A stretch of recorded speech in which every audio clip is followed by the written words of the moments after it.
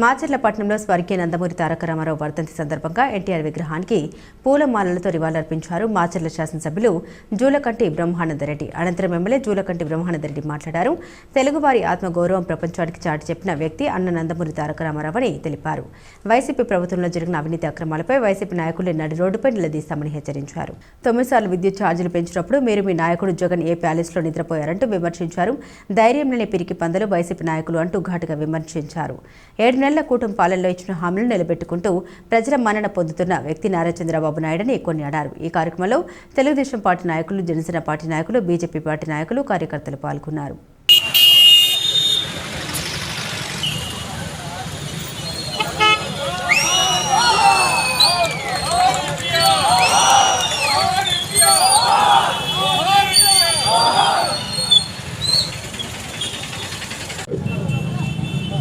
ఎన్టీఆర్ ఒక స్ఫూర్తి, ఒక శక్తి.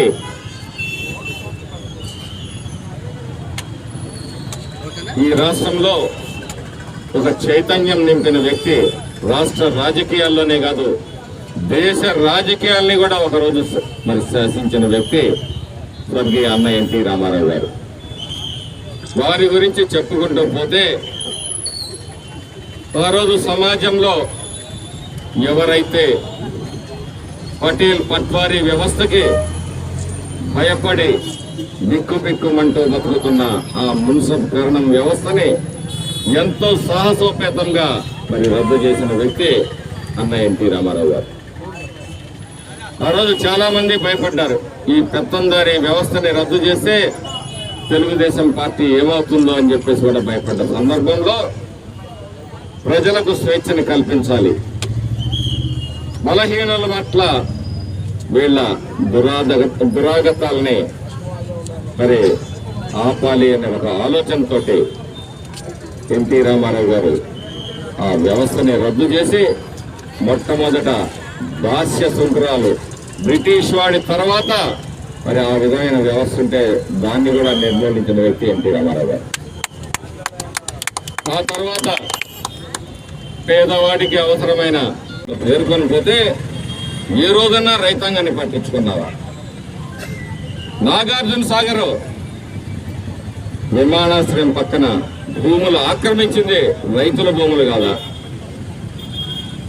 స్ప్రింక్లర్లు, డ్రిప్ ఇరిగేషన్, రెయిన్ గన్స్, హార్వెస్టర్లు, ట్రాక్టర్లు, టార్పాలిన్లు, మరి అనేక రకాలైన రైతు సమస్యల మీద తెలుగుదేశం పార్టీ ఆ రోజు మా వ్యవసాయ శాఖ మంత్రి పత్తిపాటి పుల్లారావు గారి నేతృత్వంలో 30,000 కోట్ల రూపాయల బడ్జెట్ తోటి ఏర్పాటు చేసింది. మీరు ఏ రోజన్నా రైతుల గురించి ఆలోచించారా?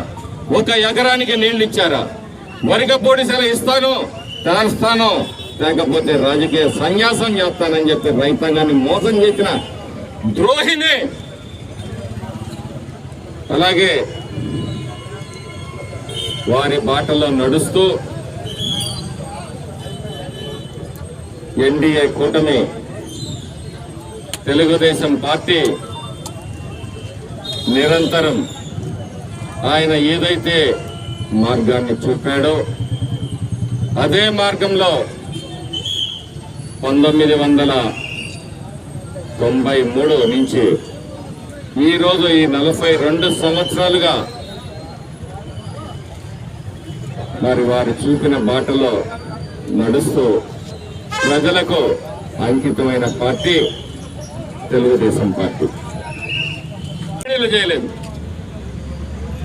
నువ్వు మాట్లాడతావా? 9 సార్లు విద్యుత్ ఛార్జీలకు పెంచినప్పుడు ఎక్కడ నిద్రపోయావు? మీ నాయకుడు ఏ ప్యాలెస్ లో నిద్రపోయాడు? 100 కోట్ల ప్రజాధనంతో భవంతులు కట్టుకున్న, ప్యాలెస్లు కట్టుకున్న దుర్మార్గ దోపిడీ వ్యక్తులు మీరు. మీరా ప్రజా సమస్యల గురించి మాట్లాడేది? ధైర్యం లేని పిరికి పందాలు మీరు. దానికి మాచర్ల నియోజకవర్గం, మాచర్లే సాక్ష్యం అని ఈ సందర్భంగా చెప్తా ఉన్నాను. రెచ్చగొట్టే ప్రయత్నాలు చేసినా మళ్ళొక్కసారి అసంబద్ధమైన విషయాల్ని తీసుకొని వచ్చి ప్రజల్లో అలజడులు సృష్టించాలని ప్రయత్నం చేసిన ఈ వైసీపీ నాయకులు కావచ్చు, కార్యకర్తలు కావచ్చు, వాళ్ళని రోడ్డు మీద నిలస్తాం. విధానాలు మీరేం చేశారో ప్రజల ముందు ప్రశ్నిస్తాం. దానికి సమాధానం చెప్పిన తర్వాతనే మీరు బయటికి పోవాల్సి వస్తుంది. రైతుల గురించి ధర్నాలు చేస్తారా? మీ 5 సంవత్సరాల పరిపాలనలో పిన్నెల్లి నాగా ఇన్ని ఈడీ కేసులు, ఎన్ఫోర్స్మెంట్ కేసులు మా నాయకులు ఎదుర్కోవటం లేదు.